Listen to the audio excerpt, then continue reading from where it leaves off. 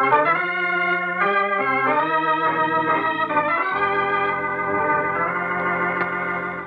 to Herbert Marshall as The Man Called X. Wherever there is mystery, adventure, intrigue, in all the strange and dangerous places of the world, there you will find The Man Called X.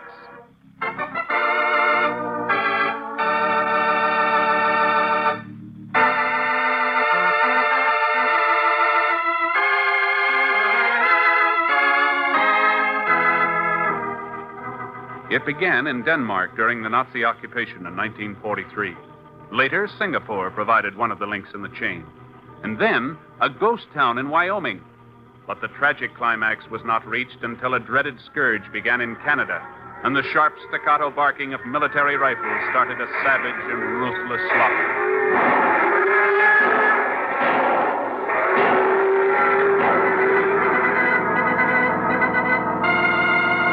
Yeah, I've seen the reports, Ken. Over 1,500 head of cattle already destroyed. And nobody knows how many thousands more will have to go before they get it under control. There's nothing else they can do, Chief. I know. The minute foot and mouth disease gets a start, it spreads like wildfire.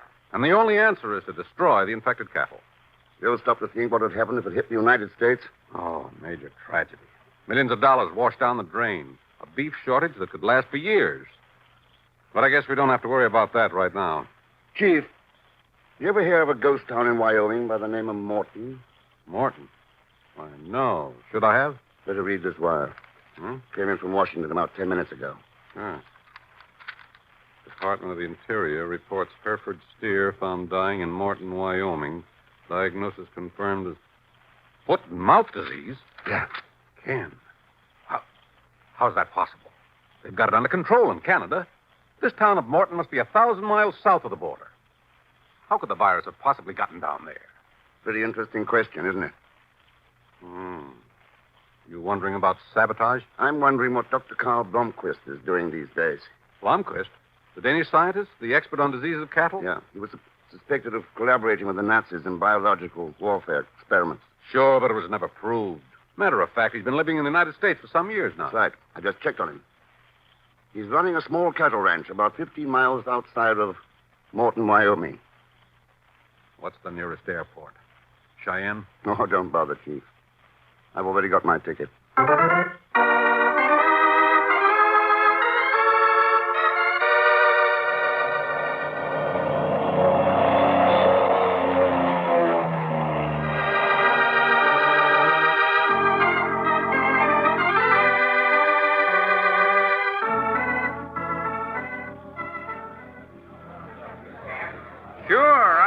We can fix you up with a charter plane, mister. Where are you figuring on flying to? Up around Morton.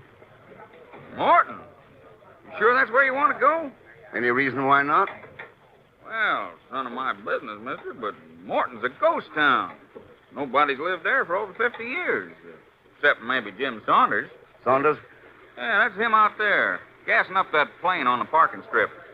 He lives around there or somewhere close by. And maybe he'll fly you out there. But why not ask him? Yeah, I think I will. Thanks. Sure thing, mister. Glad to help.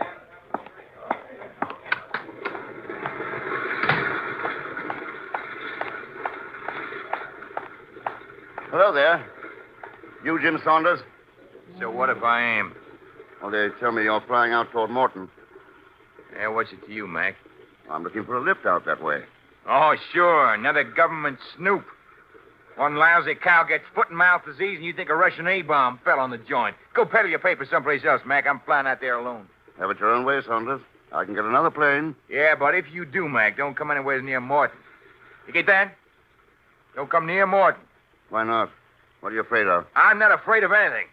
You hear? I'll kill any guy who calls me Yella. I'll kill him. Take it easy, Jim. Now take it easy. This knucklehead here called me Yella. It's a laugh, huh, Bill?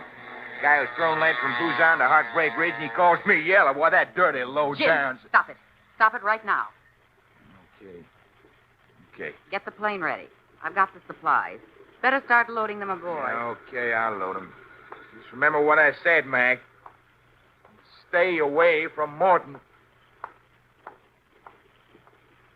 I'm sorry. Jim's a little ill. He's had some pretty rough sledding in Korea. Yeah, I guess he has.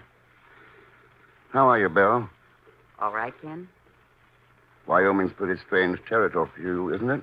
What makes you say that? The last time we met was in Singapore, 1949. The bar at the Queen's Hotel. Yeah, I remember. We had martinis with an onion. Uh-huh. We also had a little discussion about some Far East military secrets you were buying and selling. That was in 1949. Oh, there's still an open market in 1952. Oh, what would that have to do with Wyoming, Ken? That's what I was wondering. You can stop. My slate's clean. Belle Castino's gone legitimate. I'd like to believe that. You can. All right, Belle. We're ready to go. Be right there, Jim. What about him, Bill? Jim Saunders? I told you. He's sick. Yeah, but what's your connection with him and the town of Morton? I live near there. He's a friend. Come on, Belle. Let's scramble. Goodbye, Ken. It was nice seeing you again. Wyoming's a big place, but maybe we'll run into each other. Yeah, maybe we will. Yeah, don't look like you had any luck with Saunders, mister. No, I didn't. Well, I reckon we can find you another plane. I knew he was a queer one, but I figured you might have had a chance. Maybe you would at that if it wasn't for all that scientific stuff he's loaded aboard. What scientific stuff? Oh, all them test tubes and glass bottles and laboratory stuff. That's what he's packing along to Morton with him. Sure is queer. Can't rightly figure what he'd want with junk like that in cattle country. Can't figure it at all.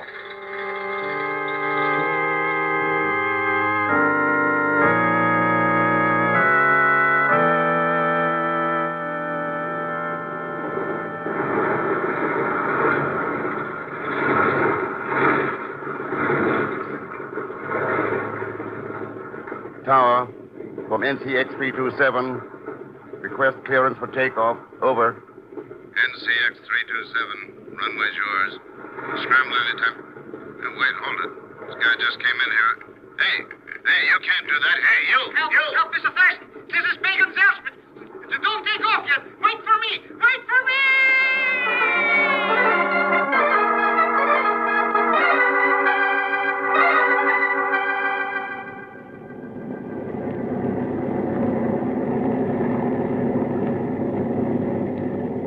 Boy, pretty lucky for you I got in time, eh, Mr. X? That's a matter of opinion, Pagon. Oh, sure. I knew you'd be glad to have my invaluable services. That's why Mr. Chief sent me up down here after you. You mean you conned him into it? Yes, and Mr. What do you know about what's going on here? What a question. Well, Nothing. that's what I thought. Pagon, Wait, please. I know just what you're going to say, Mr. X. Please, don't say it. Don't. But before I'm through, I'll help you plenty with all this, those sick cows with the hoofs and the mouths and everything for a slight consideration, of course.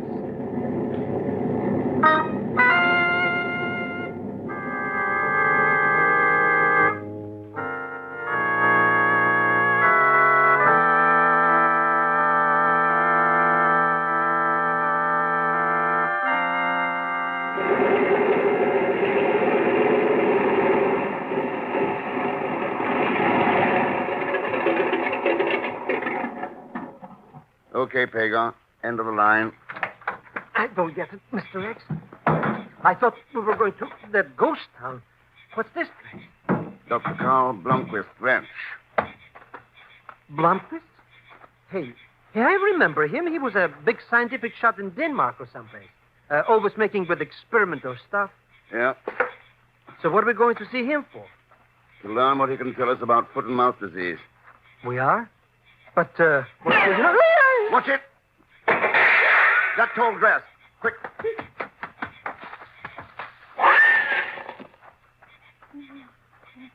Gotta get out of here. We gotta get out. Now, that's going to be kind of tough. The shots came from the top of that mesa. Must have a scope sight. The minute we move out of this grass, he'll have us. But if we stay here, he'll pick us off like a couple of sitting bulls. It'll be down in about 10 minutes. If he doesn't get us before then, we'll be in the clear. But...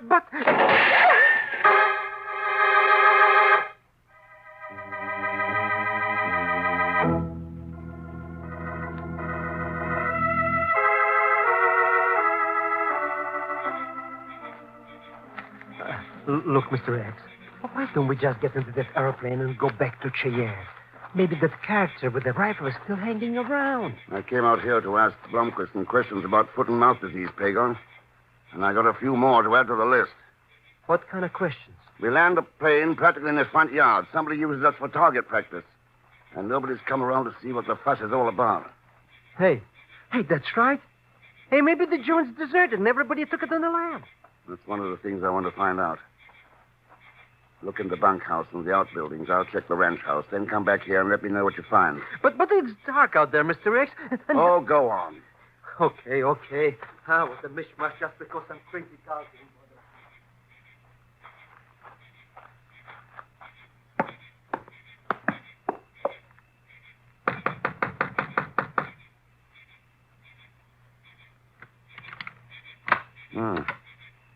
Black as pitch. Ought to be a light around somewhere.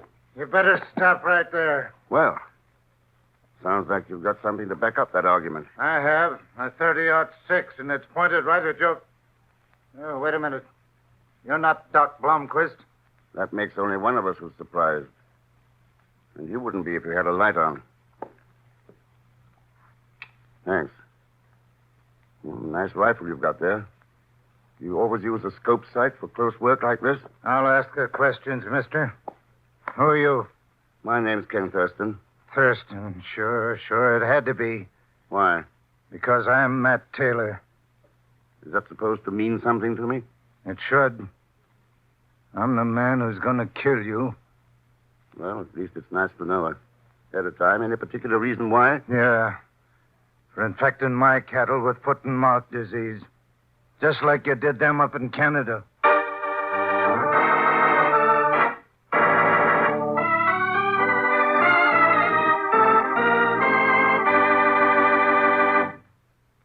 We'll return to the man called X in just a moment. To almost everyone, the response to suffering or distress is the instinctive desire to do something helpful and to do it quickly. Your Red Cross is that same merciful impulse magnified many thousands of times. The Red Cross does roll up its sleeves and go to work for the helpless and wounded. Through the Red Cross, you help the injured and homeless in the desperate hours of emergency, and later in the rebuilding of their lives and homes, you help to provide blood and blood plasma to our civilian hospitals. You are the Red Cross, and through the Red Cross, you assist your neighbors next door or across the nation every day of the year. Answer the call of humanity. Give and give generously through the 1952 Red Cross Fund Appeal. And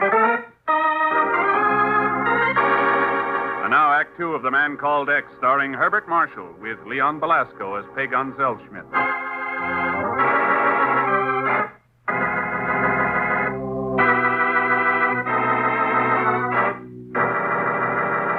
When a steer is discovered in the ghost town of Morton, Wyoming, infected with the dreaded foot and mouth disease, Ken Thurston, suspecting possible sabotage, flies to the ranch of Dr. Carl Blomquist, Danish expert in the diseases of cattle.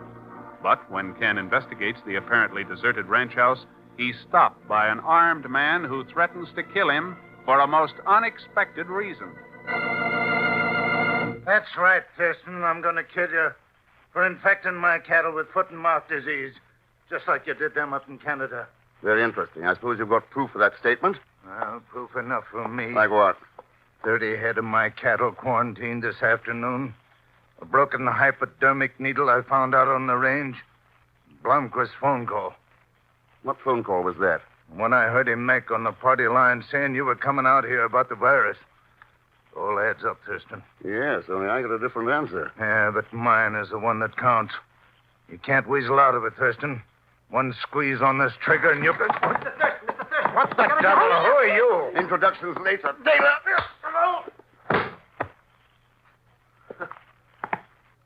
What? Sounds like a Mr. X, huh? Who's the joker with the rifle? That can wait, Pagon. What's bothering you? Me?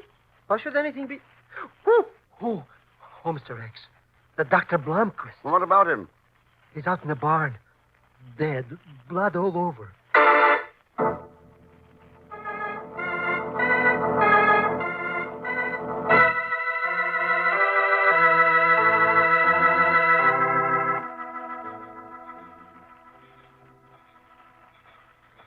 That's That's right, Mr. X. I went looking around in the barns and things like you said.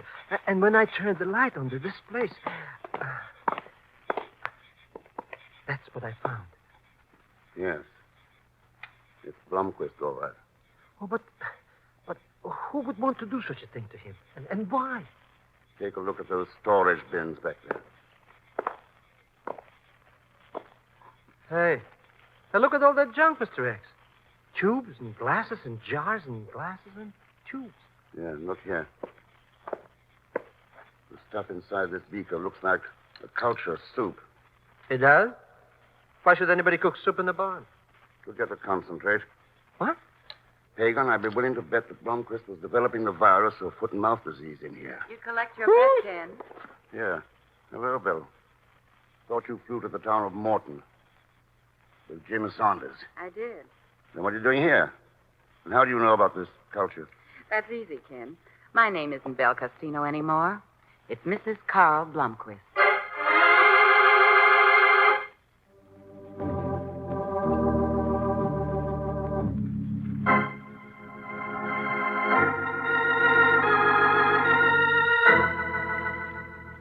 Well, if this yarn you're spinning is straight goods, Thurston, I guess you got an apology coming. And I deserve that sock on the jaw. Now, let's say you jumped to conclusions a little too fast, Taylor. It sure looks like it, all right. What with Doc Blomquist being the skunk I was really after... sorry, ma'am. It's all right, Mr. Taylor? You're still jumping too fast, Matt. I am. You just said that Mrs. Blomquist here admitted that stuff in the doc's lab was foot and mouth virus. That's right. But my husband wasn't deliberately infecting cattle with it. He was trying to develop a vaccine that would wipe out the disease. Well, I don't know. Maybe that poke you give me rattled up my brain some, Thurston, but I still don't see foot and mouth jumping all the way down here from Canada by itself. And you can't get around that dead steer they found at Morton. On my 30 head, the inspectors got in quarantine. I think you're right, Taylor. Somebody deliberately infected those animals with the virus, but it wasn't Dr. Blomquist. What makes you so sure? Well, the fact that he was murdered. Of course, it's obvious. Carl found out who was really responsible, and he was killed to make certain he wouldn't talk. Okay, then. Who was it?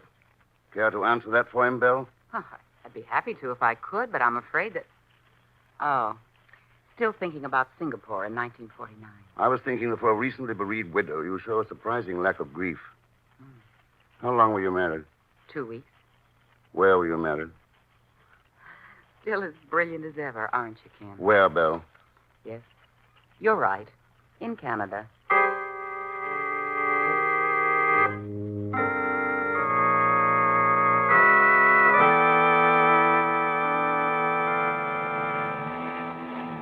I don't get it, Mr. X.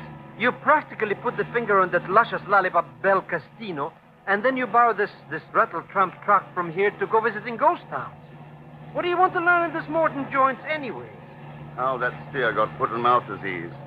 Why Jim Saunders wants laboratory equipment in cow country. Who killed Carl Blomquist?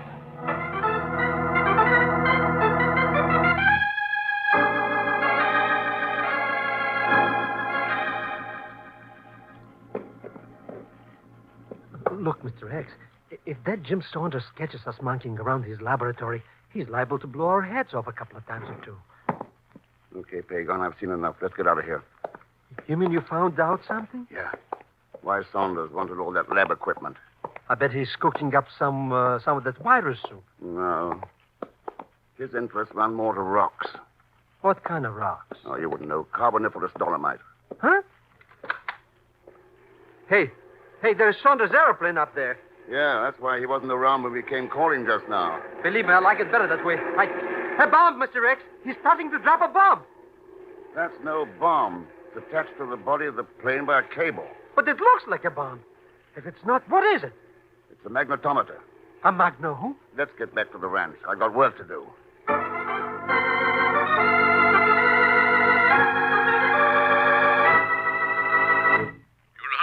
right, Ken. The geological surveys check right down the line. But how you ever figured that one out, I'll never know. That's all important now, Chief. Any other reports of foot and mouth disease come in? Not so far. The Lord only knows what'll happen in the next 24 hours. You won't have to wait more than 2. What do you mean? What's going to happen in the next 2 hours? It's already happened. The sun's gone down in Wyoming.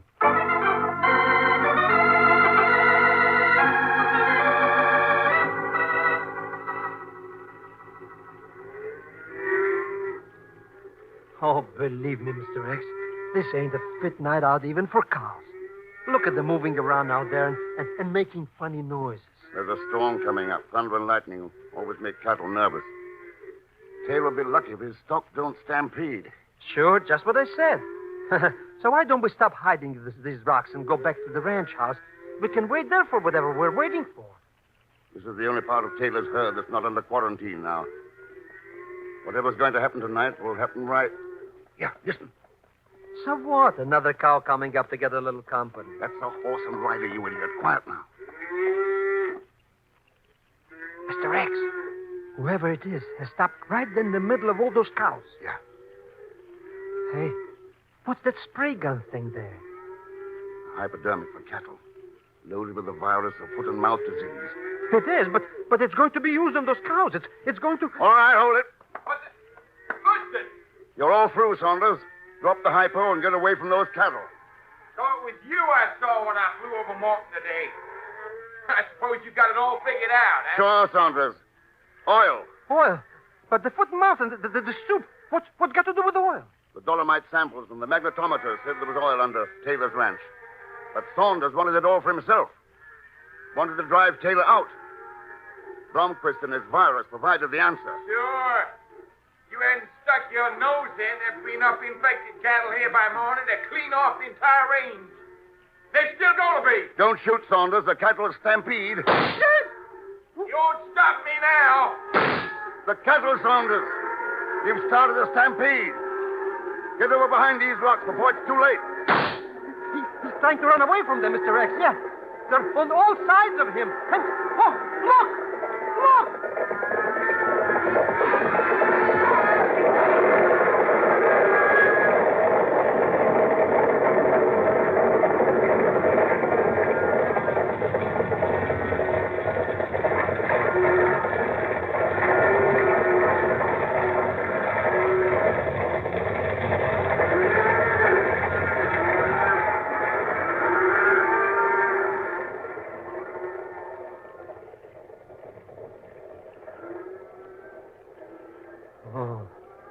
Oh, Mr. X, he did make it. Yeah.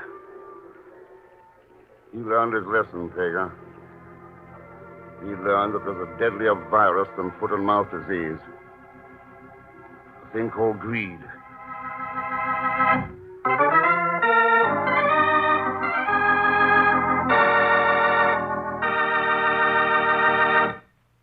And now, here is our star, Mr. Herbert Marshall. Thanks for being with us. And my thanks to Lucille Meredith, Will Wright, Herb Vigran, Lamont Johnson, and Bob Griffin. Next week, the jungles of Malaya and a search for a man who doesn't deserve to be called a man. Rather, a monster. And no, I don't mean Leon Belasco, although he'll be along as usual as Pagon Zellschmidt. So join us, won't you, when next I return as the man called X. Good night.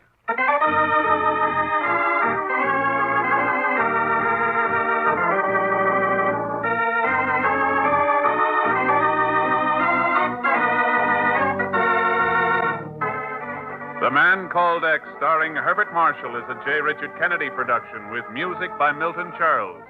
The story is written by Sidney Marshall.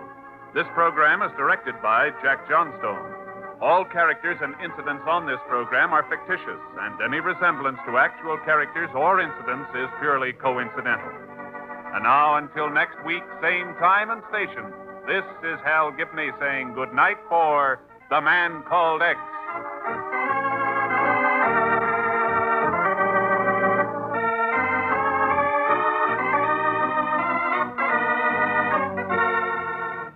This is NBC, the national broadcasting company.